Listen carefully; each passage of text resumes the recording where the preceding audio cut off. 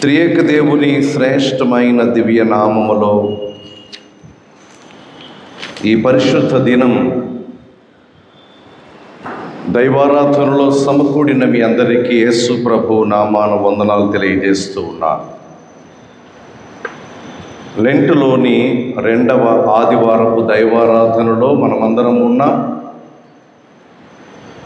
ఈ ఆదివారానికి పెట్టబడినటువంటి పేరు జ్ఞాపకము అని అర్థమిచ్చే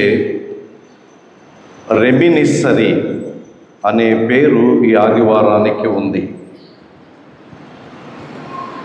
సమస్యలలో, ఇబ్బందులలో ఉన్నటువంటి వ్యక్తి దేవునిని దేవా నన్ను జ్ఞాపకం చేసుకో అనే అభ్యర్థన మామూలుగా గుర్తుపెట్టుకో అనే అభ్యర్థన లాంటిది కాదు. ఒక వ్యక్తి దేవుని జ్ఞాపకములో ఉండడం చాలా ప్రాముఖ్యం. తద్వారా దైవికమైన ఆశీర్వాదములను ఆ వ్యక్తి నిరంతరము దేవుని వలన అనుభవించేవానిగా ఉంటాడు.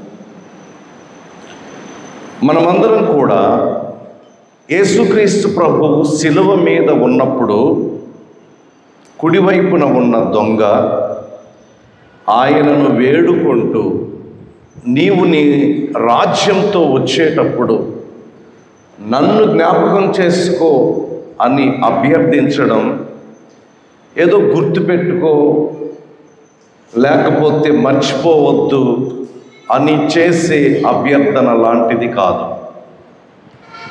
దేవుని రాజ్యంలో నీతో పాటు నేను ఉండాలి.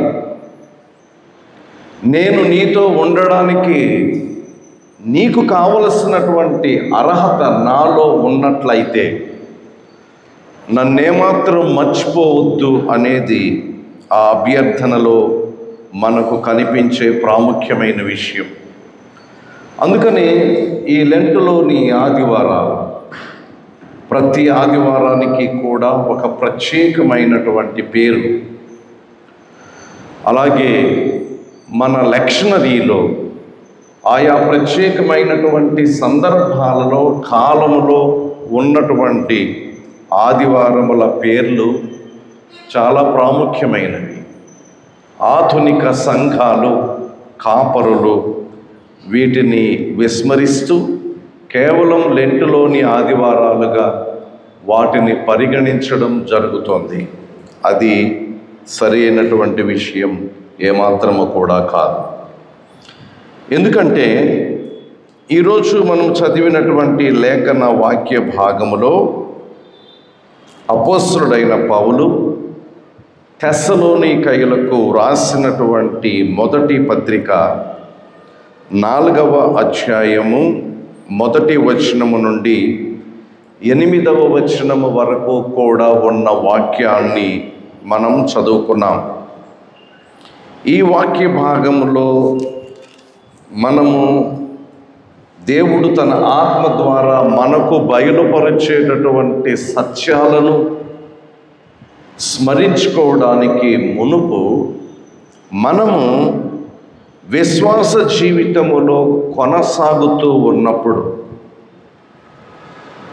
దైవికమైనటువంటి విధి విధానాలను మనము ఏ మేరకు అనుసరిస్తూ ఉన్నాం, దేవునితో మనకున్నటువంటి సంబంధము, దాని యొక్క తీవ్రత, ఆ సంబంధం యొక్క దగ్గరితనం, చిక్కదనం ఎంతవరకు మనము కలిగి ఉన్నాము అనేది మనం గ్రహించుకోవాల్సి ఉంది. లోకంలో అనేకమైనటువంటి మతాలు ఉన్నాయి. ఆయా మతాలు, ఆయా విశ్వాసాలు వారి వారి పద్ధతులను, ఆచారములను అనుసరించి మనుగడ సాగిస్తూ ఉన్నాయి. కానీ మనం ఎప్పుడూ కూడా జ్ఞాపకం పెట్టుకోవాల్సిన సత్యం ఏమిటి అని అంటే, యేసుక్రీస్తు ప్రభువు ద్వారా దేవుని యందు విశ్వాసం ఉంచేటటువంటి మనము ఈ లోకములో ఇతర విశ్వాసుల మాదిరిగానే మనము కూడా దేవుని పట్ల మనము విశ్వాసాన్ని కలిగి ఉంటున్నాము. ఆయా మతాల వారు ఆయా దేవుళ్లను దేవతలను అనుసరిస్తూ ఉన్న మాదిరిగానే మనము కూడా మన దేవుణ్ణి మనం అనుసరిస్తున్నాము అని భావించడానికి వీలు లేదు. ఎందుకంటే క్రైస్తవ్యము ఏ ఇతర మతముతోనూ విశ్వాసముతోనూ పోల్చదగినటువంటిది కాదు.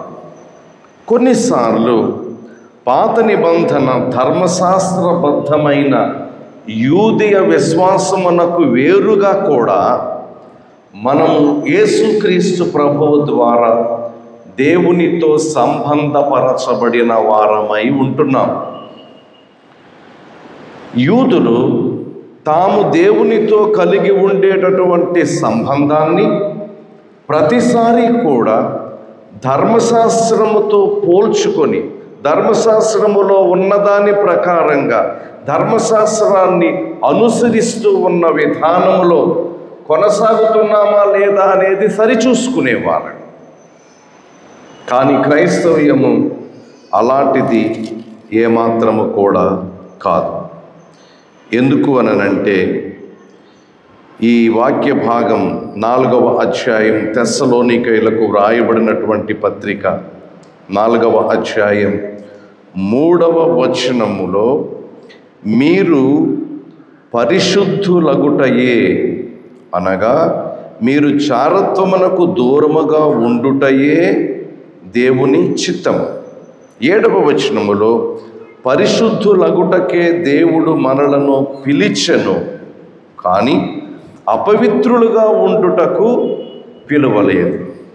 ఈ 2 వచనాలు మనము చదివినప్పుడు దీనిలో సామాన్యంగా మనకు కనిపిస్తూ ఉన్న సూచన పరిశుద్ధముగా ఉండడానికి దేవుడు మనలను పిలిచాడు. పరిశుద్ధత అనే మాట, పరిశుద్ధత అనే వ్యవహారము మనకేమీ కొత్త కాదు. క్రైస్తవ్యములో అనేక సార్లు దీనిని చూచి మనము మాట్లాడుకునేటటువంటి వారముగానే ఉంటూ ఉన్నాం. అయితే మనము మన పరిశుద్ధతను మన విశ్వాస జీవితములో కొనసాగింప చేసుకోవడానికి దేనిని మనము కొలబద్దగా ఎంచుకుంటూ ఉన్నాము, ఇది మనము గ్రహించవలసినటువంటి వారమై ఉంటూ ఉన్నాం. హిగియోస్ అనేటటువంటి గ్రీకు పదము పరిశుద్ధతకు వాడబడినటువంటి పదము. ఈ పదానికి ఉన్నటువంటి ప్రాథమికమైన అర్థము పాపము లేకపోవడము మాత్రమే కాదు. ఒకవేళ అదే పట్టుకొని వేలాడితే మనము ఎప్పటికీ పరిశుద్ధులము కాము. ఎందుకంటే మనలో స్వాభావికమైనటువంటి పాపము ఉంది. మనం పుట్టుకతోటే మన తల్లిదండ్రుల ద్వారా భూమి మీద పాపులముగా జన్మించాం. మనము ఎదుగుతూ ఉన్న కొలది మన జీవితములో జ్ఞానము సంతరింప చేసుకుంటున్న కొలది మన వయస్సు పెరుగుతూ ఉన్నట్లుగానే మనలో ఉన్నటువంటి పాపపు స్వభావము కూడా అంతకంతకు విస్తృతమవుతూ ఉంది. నీతిమంతుడు ఒక్కడూ లేడు అని బైబిల్ చెప్తోంది. అలాగే అందరూ పాపము చేసి దేవుడు అనుగ్రహించు మహిమను పొందలేకపోతున్నారు అని బైబిల్ చెప్తోంది. మనుషుడు భూమి మీద తాను జీవిస్తున్నటువంటి జీవితం ద్వారా కానీ తన ప్రయత్నముల ద్వారా కానీ ఏమాత్రము కూడా తన పాపములను తాను రూపుమాపుకోవడానికి ఏ ప్రయత్నము చేసినా కానీ అది వ్యర్థము అవుతుంది. ఒకవేళ అది మత సంబంధమైనటువంటి ఆచారము కావచ్చు, ఒకవేళ అది మతముతో ముడిపెట్టబడినటువంటి సాధనము అయినా అయి ఉండొచ్చు. ఇది ఏది కూడా మనము పాపముల నుండి వేరుపరచేటటువంటి అంశముగా ఉండే అవకాశము లేదు. కానీ బైబిల్లో పరిశుద్ధతకు సంబంధించినటువంటి మాటకు మరి ఒక అర్థం ఏమిటి అని అంటే, హిగియోస్ అని అంటే ప్రత్యేకముగా ఉండడం, టు సెట్ ఎసైడ్ అనేటటువంటి అర్థం దానిలో మనకు కనబడుతోంది. లోకములో మనతో పాటు అనేక మంది మనుష్యులు జీవిస్తూ ఉన్నారు. కానీ యేసుక్రీస్తు ప్రభువునందు విశ్వాసం ఉంచినటువంటి మనము లోకములోనే ఉంటాం. కానీ లోకస్తుల వలె ఉండడానికి వీలు లేదు. మనది ఒక ప్రత్యేకమైన దారి, మనది ఒక ప్రత్యేకమైన జీవన శైలి. నేనేమంటానంటే ఎ సపరేట్ క్రిస్టియన్ లైఫ్ స్టైల్ అంటాను. యేసుక్రీస్తు ప్రభువుని పోలిన జీవితాన్ని మనము జీవించడానికి ఆయనను మాదిరిగా తీసుకొని చేసేటటువంటి ప్రయత్నం. అందుకొరకు దేవుడు మనలను పిలిచి ఉన్నాడు అని మనం గ్రహించవలసిన వారమై ఉన్నాం. ఇలాంటి జీవితం జీవిస్తున్నప్పుడు మనము మన విశ్వాసాన్ని ప్రాతిపదికగా చేసుకోవలసిన అవసరత ఎంతైనా ఉంది. మొదటిది, మనము పరిశుద్ధతను గురించి మాట్లాడుతూ ఉన్నప్పుడు విశ్వాసము అనే దానిని గురించి మనము మాట్లాడుతూ ఉన్నట్లయితే, మనం 4వ అధ్యాయం తెస్సలోనికైలకు వ్రాయబడినటువంటి మొదటి పత్రిక చదివాం. ముందు అధ్యాయములో 7 నుండి 13 వచనాల వరకు కూడా ఉన్న వాక్య భాగములో మరికొన్ని మాటలను మనం చూచినప్పుడు 9వ వచనములో ఇలా ఉంది: మేము మీ ముఖము చూచి మీ విశ్వాసములో ఉన్న లోపమును తీర్చునట్లు అనుగ్రహించుమని రాత్రింబవళ్ళు అత్యధికముగా దేవుని వేడుకొనుచుండగా, మన దేవుని ఎదుట మిమ్మును బట్టి మేము పొందుచున్న యావత్తు ఆనందము నిమిత్తము దేవునికి తగినట్లుగా కృతజ్ఞతాస్తుతులు ఎలా చెల్లింపగలము? జాగ్రత్తగా చూడండి. 10వ వచనములో మనకు కనిపించే మాట, మీ విశ్వాసములో ఉన్న లోపాన్ని తీర్చునట్లు అనుగ్రహించుమని పౌలు తెస్సలోనికయుల గురించి రాత్రింబగళ్ళు అత్యధికముగా దేవుణ్ణి వేడుకుంటున్నాడట. ఈ వచనం చదువుతున్నప్పుడు మనకి కొంచెం ఏంటిది అనిపించే వచనంగా కనిపిస్తోంది. ఎందుకనంటే తెస్సలోనిక సంఘములో ఉన్నవారు విశ్వాసులు, వారి విశ్వాసములో లోపం ఉంది. ఆ లోపమును సరిచేసుకోవడానికి పౌలు తాపత్రయపడదనో తప్పులేదు. కానీ 10వ వచనంలో మనకు కనిపించే మాట ఏంటనంటే, రాత్రింబగళ్ళు అత్యధికముగా దేవుని వేడుకొనుచు. విశ్వాసమును కలిగి ఉండడం ఒక్కటే సరిపోదు, అది లోపము లేని విశ్వాసమై ఉండాలి. నాసిరకమైన విశ్వాసం దేవుని సన్నిధిలో ఏమాత్రము కూడా పనిచేయదు. ఈరోజు ఇక్కడ ఉన్న మనలో ప్రతి ఒక్కరం కూడా ఏ అనుమానము లేకుండా మనమందరము విశ్వాసులమే. ఎవరు కూడా నేను అవిశ్వాసిని అని భావించడానికి వీల్లేదు. అలాగే ఎవరైనా మనలను అవిశ్వాసులోని వేలెత్తి చూపడానికి వీల్లేదు. కానీ మనకున్న సమస్య ఏమిటి అనంటే, మన విశ్వాసము సక్రమమైనటువంటి విధానములో ఉన్నదా లేదా? లోపము లేని విశ్వాసాన్ని మనము ఎంతవరకు కలిగి ఉండగలుగుతూ ఉన్నాం? నాణ్యమైన విశ్వాసాన్ని పెంపొందింప చేసుకోవలసినటువంటి అవసరత మన ముందు ఉన్నటువంటి ప్రాముఖ్యమైన సమస్య. అందుచేతనే ఎప్పటికప్పుడు దేవుని మీద మనకున్నటువంటి విశ్వాసాన్ని మనము సరిచేసుకోవడం, చెక్ చేసుకోవడం అనేటటువంటిది చాలా ప్రాముఖ్యమైనటువంటి విషయం. ఇప్పుడు 3వ అధ్యాయములోనే 12 మరియు 13 వచనాలు కలిపి ఉన్న ఈ మాటలు చూచినప్పుడు మన ప్రభు అయిన యేసుక్రీస్తు తన పరిశుద్ధుల అందరితో వచ్చినప్పుడు, మన తండ్రి అయిన దేవుని ఎదుట మీ హృదయములను పరిశుద్ధత విషయమై అనింద్యమైనవిగా ఆయన స్థిరపరచుటకై మేము మీ ఎడల ఎలా ప్రేమలో అభివృద్ధి పొంది వర్ధిల్లుచున్నామో అలాగే మీరు ఒకరి ఎడల ఒకరు మనుష్యులందరి ఎడల ప్రేమలో అభివృద్ధి పొంది వర్ధిల్లునట్లు ప్రభువు దయచేయునుగాక.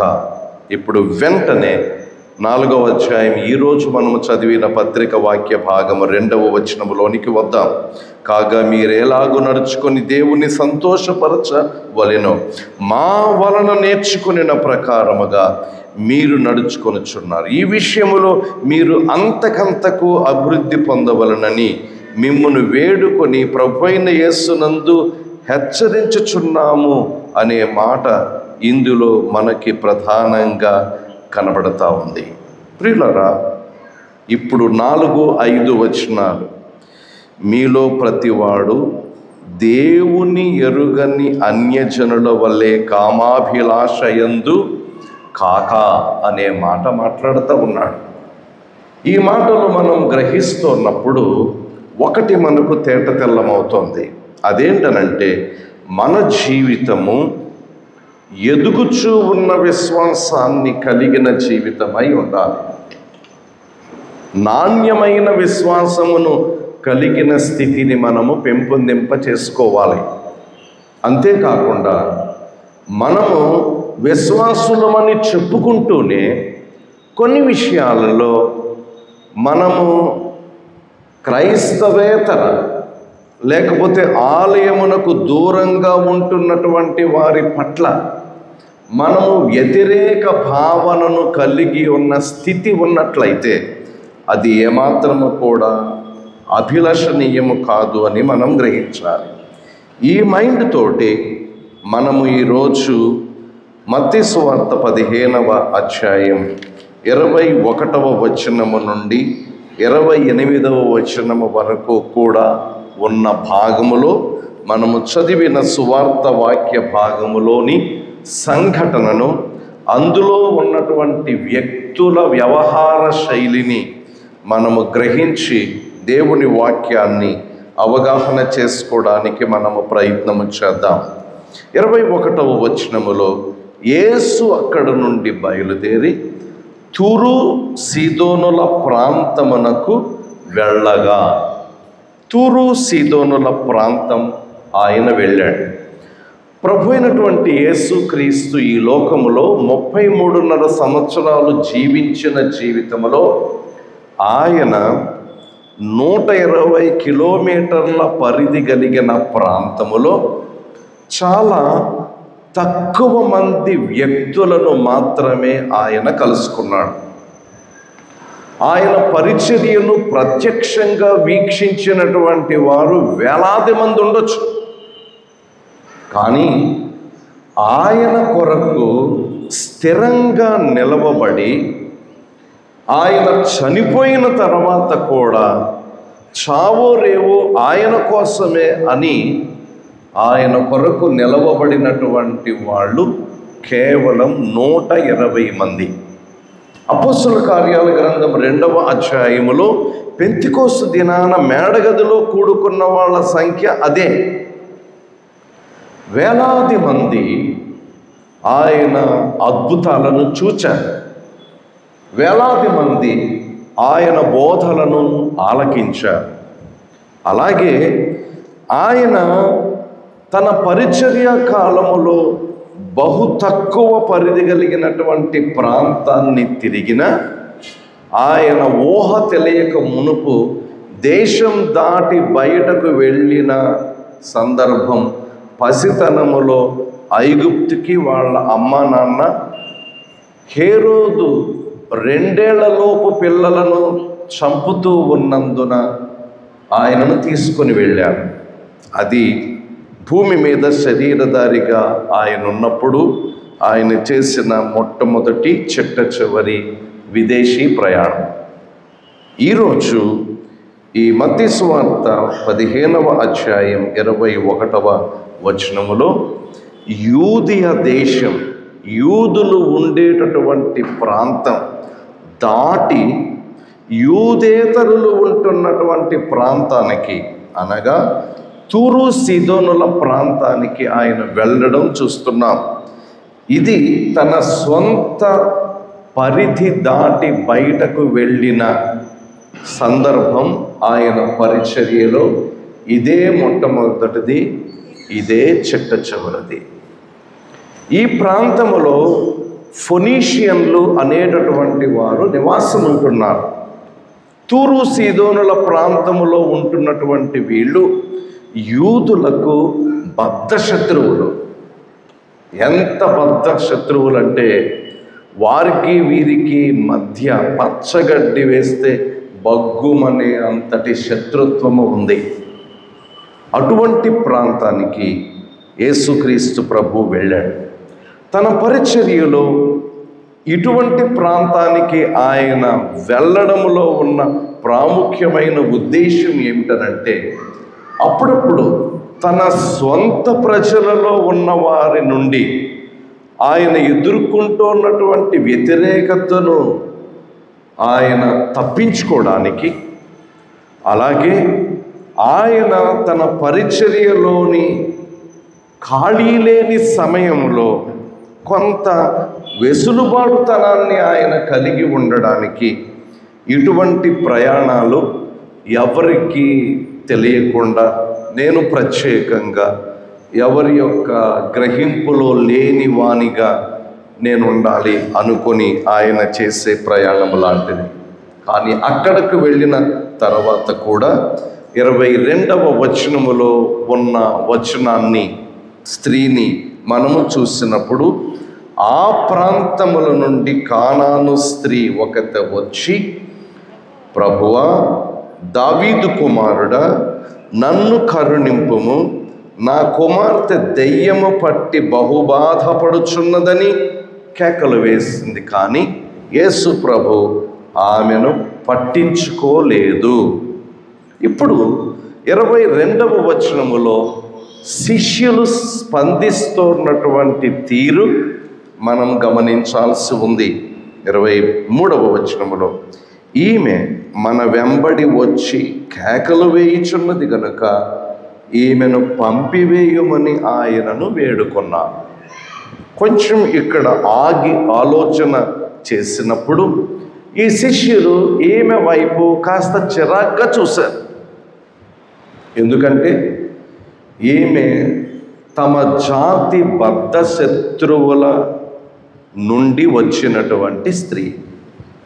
యేసు ప్రభు దగ్గరకు వచ్చి, దావీదు కుమారుడా, నా కుమార్తె దెయ్యం పట్టి అనారోగ్యంగా ఉంది, స్వస్థపరచమని వేడుకుంటున్న విషయం జరుగుతోంది.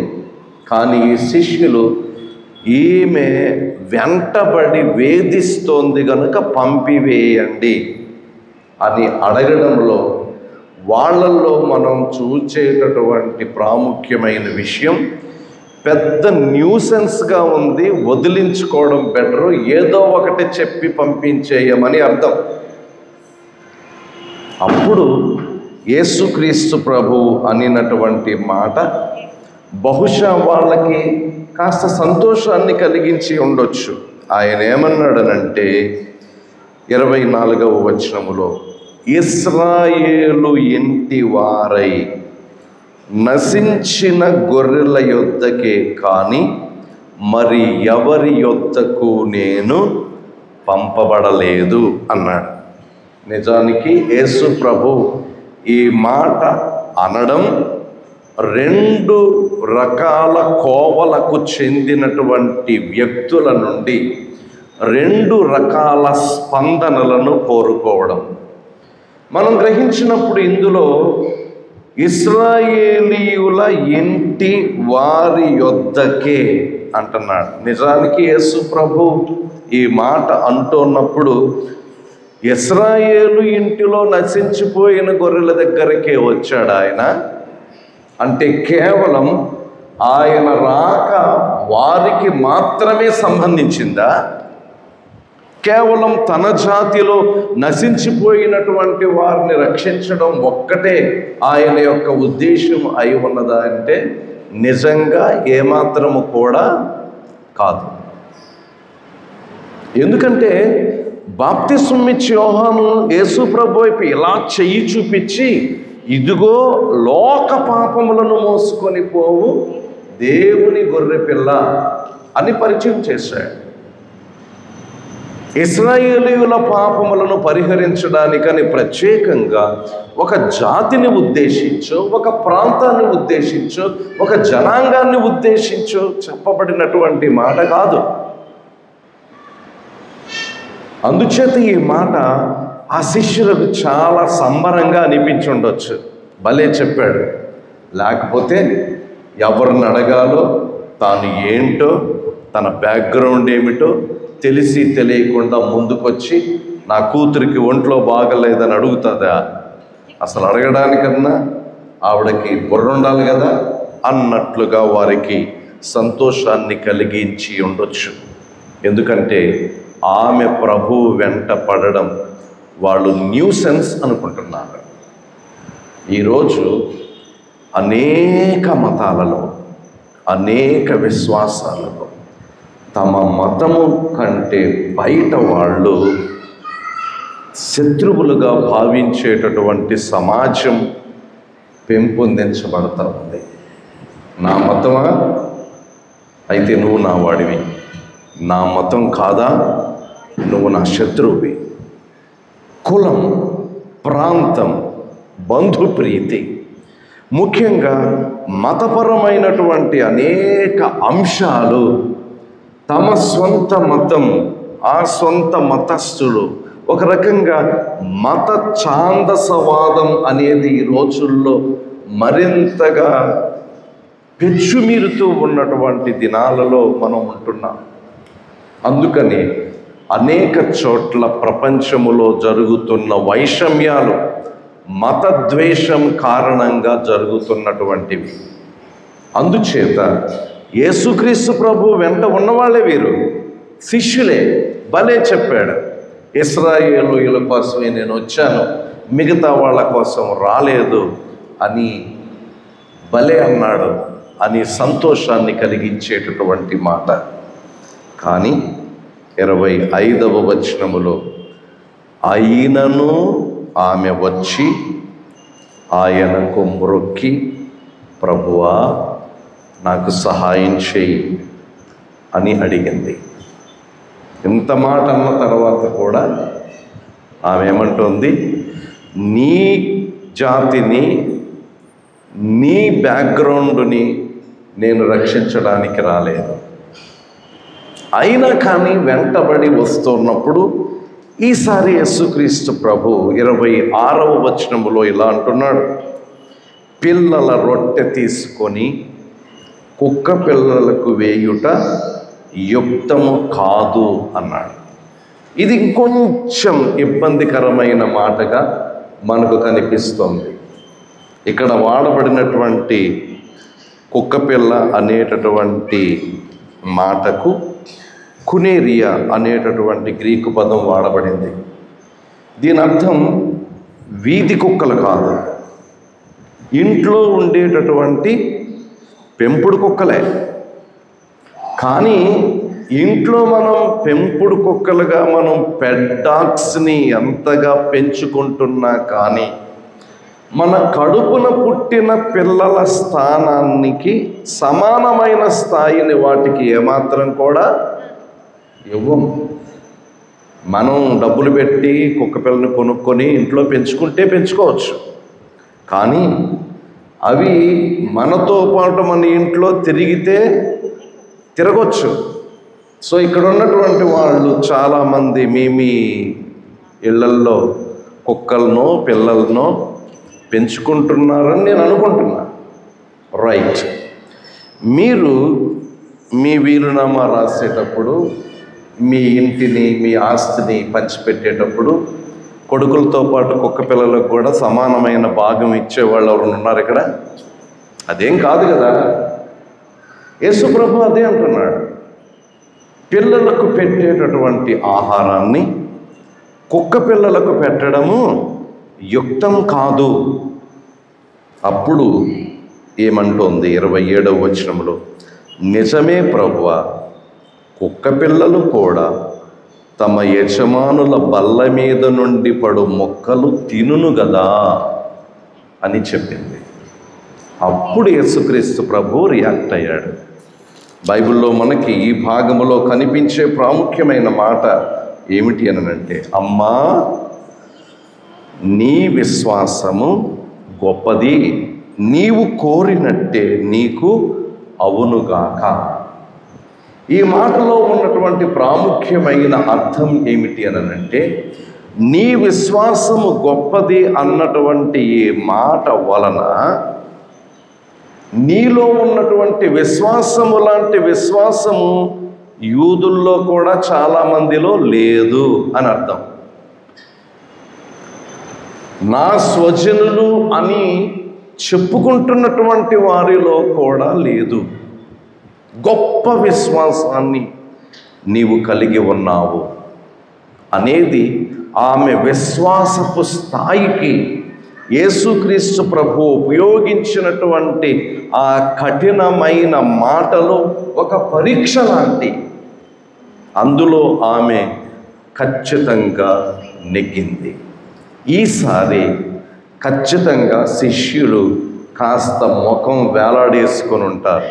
ఇందాకేమో సంబరపడ్డారు, ఇశ్రాయేలులో నశించిన వారి కోసమే వచ్చాను కానీ మిగిలిన వాళ్ళ కోసము నేను రాలేదు అన్నప్పుడు కాస్త వాళ్ళకి లోపల ఆనందం అనిపించుండొచ్చు. కానీ అదే మాట మాట్లాడిన యేసుక్రీస్తు ప్రభు, అమ్మా, నీ విశ్వాసము గొప్పది అని యూదులకు శత్రువుల జాతికి చెందిన తూరు సీదోనుల ప్రాంతానికి సంబంధించినటువంటి ఒక స్త్రీతో మాట్లాడుతున్నాడు అని అంటే, ఈరోజు ఈ వాక్యాన్ని వింటున్న మనము కూడా మత సంబంధమైన, సంఘ సంబంధమైన వనరులను కలిగి ఉంటూ ఆచారబద్ధమైనటువంటి క్రైస్తవ్యములో కొనసాగుతూ సంతృప్తిగా మనలను మనమే సర్ది చెప్పుకుంటూ, పర్వాలేదు, నేను మిగిలిన వారి కంటే కూడా క్రమమైన, సరి అయిన, ఉన్నతమైన విశ్వాసములో ఉన్నాను అని మన విశ్వాసానికి మనమే మార్కులు వేసుకొని సంబరపడిపోవడం సరికాదు.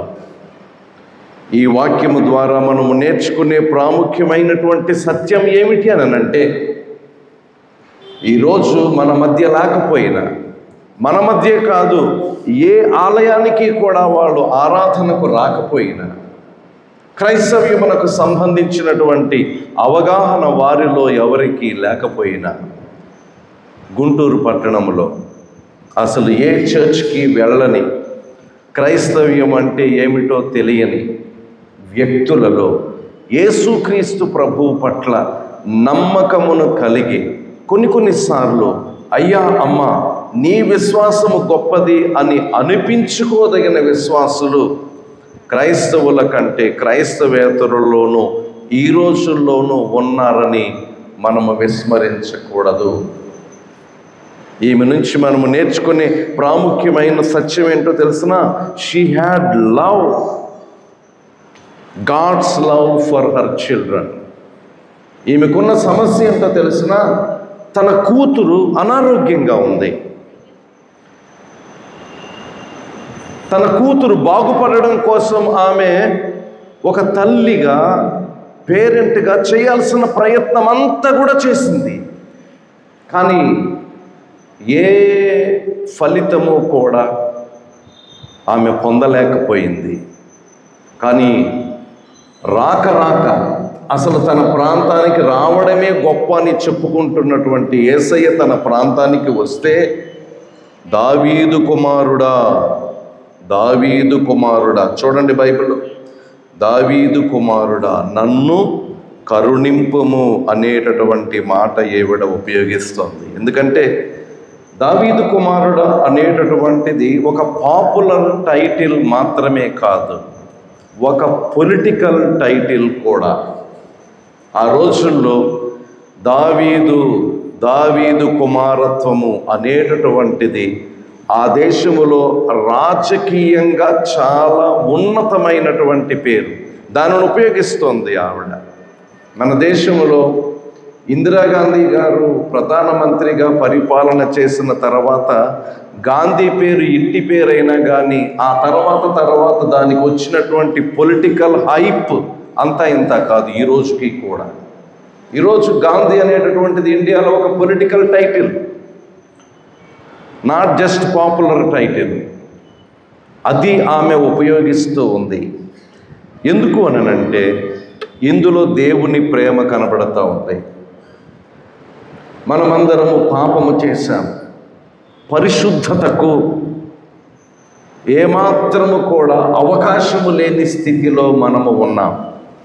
ఇప్పుడు చెప్పండి, మన పాపముల విషయమై యేసుక్రీస్తు ప్రభు అవమానపరచబడిన మాట వాస్తవమా కాదా?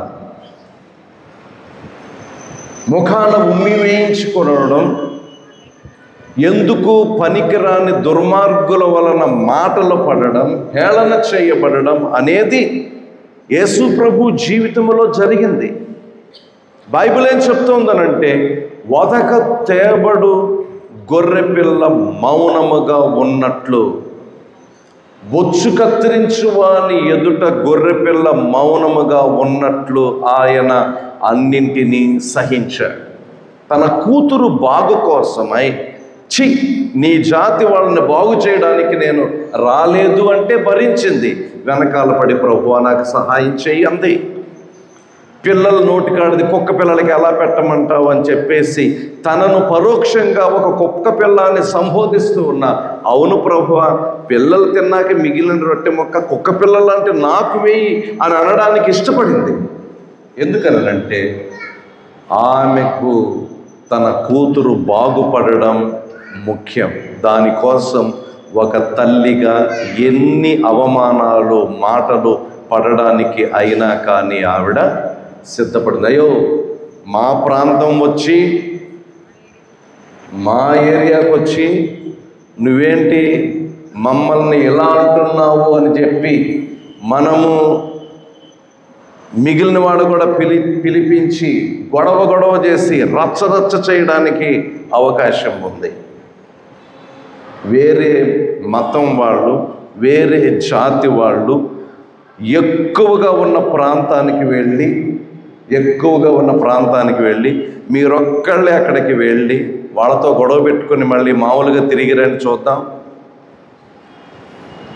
ఏంట్రా మా ఏరియాకి వచ్చి నువ్వు మాట్లాడేది ఏంటి అని ఎముకల్లో సున్నం లేకుండా వాయించి మరీ పంపించేస్తారు. మన ప్రాంతానికి వచ్చి మనల్ని అంటున్నాడు అని చెప్పేసి ఈయన తూరు సీదోను ప్రాంతానికి వెళ్ళాడు. ఇశ్రాయేలు ప్రజల కోసం వచ్చాను అన్నాడు. మరి ఇక్కడికి ఎందుకు వచ్చాను, నడు బయటికి అనాలి వాళ్ళు. కుక్క పిల్లలకు పెట్టడం యుక్తం కాదు అని అంటే, చూసావా మనల్ని ఏమంటున్నాడని రెచ్చగొట్టాలి. కానీ ఆవిడ తన కుమార్తె పట్ల ప్రేమను కలిగినటువంటిదిగా ఉంటుంది. రెండవ ప్రాముఖ్యమైనటువంటి విషయం, ఆమె విశ్వాసము కలిగినటువంటిదిగా కనబడుతోంది. ఎలాంటి విశ్వాసము అనంటే, చాలా ప్రయత్నాలు చేశాను, ఇంక ఈయనే ఫైనల్, ఈయన కాదంటే ఇక నా కూతురు బాగుపడేటటువంటి అవకాశము లేదు. యేసుక్రీస్తు ప్రభు ఇప్పుడు ఆమెకు not just a hope but only hope, ఆయన తప్ప ఇంకా ఆమెకు నిరీక్షణ అనేటటువంటిది ఏమాత్రం కూడా లేదు. ఒకానొక టైం వచ్చిన తర్వాత ఇంకా ఇదే నాకు ఫైనల్ అనుకున్న డెసిషన్కి ఒక వ్యక్తి వస్తే ఆ వ్యక్తి కనపరిచేటటువంటి విశ్వాసం అంతా ఇంత కాదు. ఇందాక నేను మొదట్లో సిలువ మీద ఉన్నటువంటి దొంగ కాసేపట్లో చచ్చిపోతాడు, పక్కనే రక్షకుడు ఉన్నాడు, ఆయన రక్షిస్తాడనేది క్లియర్ అయిపోయింది. ఇతను రక్షింపబడడానికి సంబంధించి ఏ మాత్రము కూడా తనలో అర్హత లేదు. కానీ ఏదో ఒక రాయేద్దామని వెయ్యలా యేసు ప్రభు పట్ల విశ్వాసాన్ని పరిపూర్ణముగా కనపరచినటువంటి వాడై ఉన్నాడు. అందుకని అమ్మా నీ విశ్వాసము గొప్పది. ఈరోజు 40 రోజుల లెంటు ధ్యానాలు ఒక ఆచారంగా చూసి క్రమంగా వస్తున్నామనో, లేకపోతే ఉపవాసం ఉంటున్నామనో, లేకపోతే నేను అలా ఇలా ఉంటున్నానో మనలను మనము సర్ది చెప్పుకొని మురిసిపోయే క్రైస్తవ్యం మనము కలిగి ఉంటే ఏమాత్రము ప్రయోజనము లేదు. కొన్ని సందర్భాలలో తమకివ్వబడినటువంటి కొద్దిపాటి సమయం, కొద్దిపాటి అవకాశం సద్వినియోగపరచుకొని రైట్ టైంలో దేవుని సంధించినటువంటి వ్యక్తులు పొందే మేలు అంతా ఎంత కాదు. 3 మాటలు చెప్పి నేను ముగిస్తాను. ఒకటి, ఈ మధ్య మనం మాట్లాడుకున్నాం, ఎరికో మార్గములో గుడ్డివాడు యేసు ప్రభు ఆ దారిని వెళుతూ ఉంటే, దావీదు కుమారుడా నన్ను కరుణించు అని కేకలు వేశాడు. యేసయ్య చుట్టూ ఉన్న వాళ్ళే ఆటంకపరిస్తే మరి ఎక్కువగా కేకలు వేశాడు. యేసయ్య ఆగాడు, కంటి చూపు పొందాడు. ఒకవేళ తర్వాత చూద్దాంలే అని అనుకుంటే మళ్ళా జీవితంలో అతనికి చూపొచ్చేది కాదు. రాక యేసు ప్రభు తూరు సీదోనుల ప్రాంతానికి వచ్చాడు. వచ్చిన విషయం ఎవరికి తెలిసింది? కూతురును పట్టుకొని పరిగెత్తుకొని వెళ్ళింది. తీరా అక్కడికి వెళ్ళిన తర్వాత ఆయనేమో దెబ్బ మీద దెబ్బ, డైలాగు మీద డైలాగు వేసి కాస్త ఇబ్బందికరంగా మాట్లాడుతున్నాడు. అయినా కానీ బైబిల్లో ఆయనకు మ్రొక్కి విశ్వాస సంబంధమైన ఆరాధన చేసి ఆవిడ యేసు ప్రభు ద్వారా తన కుమార్తెకు స్వస్థత సాధించుకుంది. ఒకవేళ అప్పుడున్నటువంటి యేసుక్రీస్తు ప్రభువుని సంధించకుండా ఉంటే మళ్ళా తన కూతురు జన్మలో బాగుపడేది కాదు. అలాగే మనం ఇప్పటి నుంచి ఇందాక నుంచి మాట్లాడుకున్న దొంగ పరిస్థితి కూడా అదే. కాబట్టి మనం అనుకుంటున్నాం, ఎన్నో ఏండ్ల నుండి, చిన్నప్పటి నుండి పుట్టుకతోటే సంవత్సరాల తరబడి విశ్వాసములో నేను కొనసాగుతూ ఉన్నాము. నా విశ్వాసము ఎన్నేళ్లదో తెలుసా? చాలామంది తమ విశ్వాసం యొక్క సీనియారిటీని, దాని వయస్సుని చెప్పుకొని మురిసిపోయే పరిస్థితులు ఈరోజు పనిచేయవు. నాణ్యమైన, సరి అయిన, క్రమమైన విశ్వాసాన్ని మనల్ని మనం పరిశీలన చేసుకుందాం. మొదట దేవుడు క్రైస్తవ కుటుంబాలలో పుట్టి పెరిగిన మనకే అవకాశం ఇచ్చాడు. దానిని సద్వినియోగపరచుకోవడంలో వెనుకంజ వేసే వాళ్ళంగా మనం ఏమాత్రము ఉండకూడదు. ఒక రకంగా ఈమెను ఇలా అంటూ రెచ్చగొడుతూ ఉన్న ఈ మాటలు శిష్యుల విశ్వాసాన్ని పెంపొందింప చేయడానికి, తన పక్కనే ఉండి ఈమె న్యూసెన్స్ ఏదో ఒకటి చెప్పి పంపించేసాయి అనేటటువంటి వారికి ఒక పాఠం నేర్పించడానికి యేసు ప్రభు అలా మాట్లాడాడు. ఈరోజు మన చుట్టూ జరుగుతున్న అనేక సంఘటనలు మనకు పాఠాలు నేర్పించాలి, మన విశ్వాసాన్ని పటిష్టపరచాలి. ఇప్పుడున్న విశ్వాసం కంటే మరింత శ్రేష్టమైన, నాణ్యమైన విశ్వాసాన్ని మనం పెంపొందింపజేసుకోవాలి. దేవుడి ఈ మాటలు మనందరి వెనుకడిలో ఆశీర్వదించునుగాక. సమస్త జ్ఞానములకు మించిన దేవుని సమాధానం యేసుక్రీస్తు వలన మీ హృదయములకు తలంపులకు కావలిగా ఉండునుగాక. ఆమేన్.